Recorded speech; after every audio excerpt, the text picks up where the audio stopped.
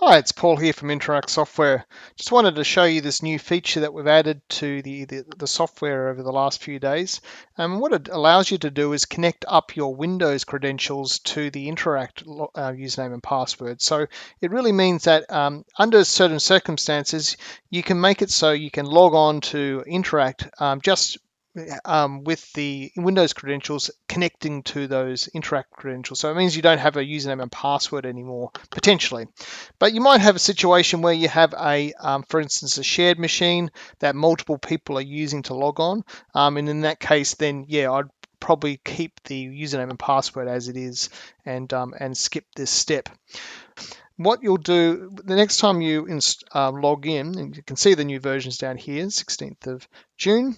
If you log in with these credentials for the first time, what it will then do is give you this pop-up message. So this will only just happen on that first time, and from that point forward, you won't see this message. But you do have an option later to connect in and change it. So the main thing it's asking you here is just to make sure that you aren't using a shared machine. So if you are using a shared machine, you're best to select to tick yes here or to say OK.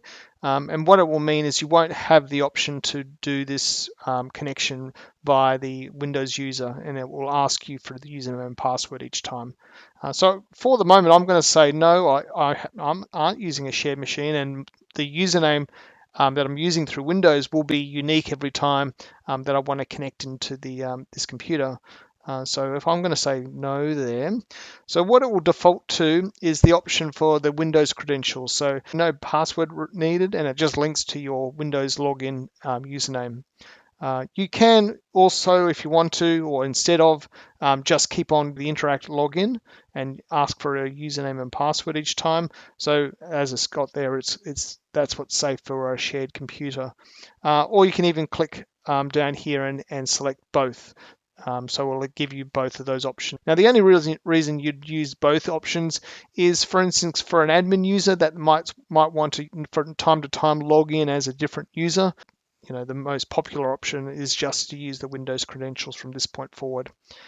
So if I just push OK here, that will save it into the database and remember that for next time. So what that will mean is if I sign in again, and I'll do that now, I'll just exit out and I'll just sign in again.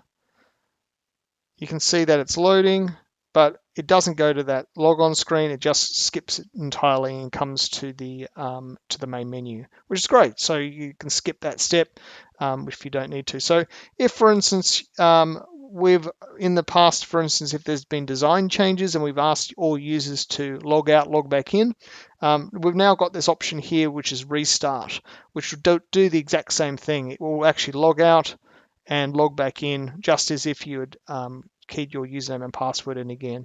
So it just refreshes the whole system and reloads it from scratch again. The other option is you do have an option to log out if you're wanting to log out. So this is sort of a bit of an overwrite of those sign in preferences, which you can see here again. That's where you can open that up.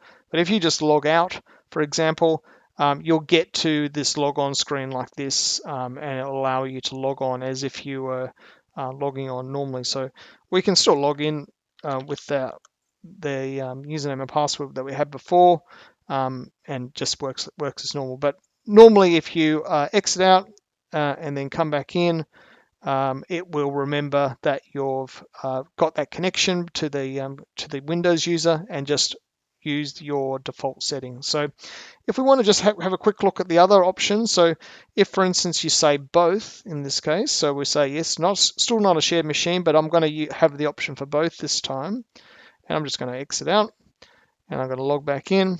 So now it will just show you this sort of thing when you log in. So you have got the option to just push log in, whatever username that you've got connected up, or you can click change here and put in the username and password that you want to connect to. You have got the option to also click down the bottom here and just use the connected password as well. So if I just click that now, it will just log in just as if I had put that username and password in. All right, so that's essentially it. As I said, you can come back here and change it at any time if you do need to change those settings.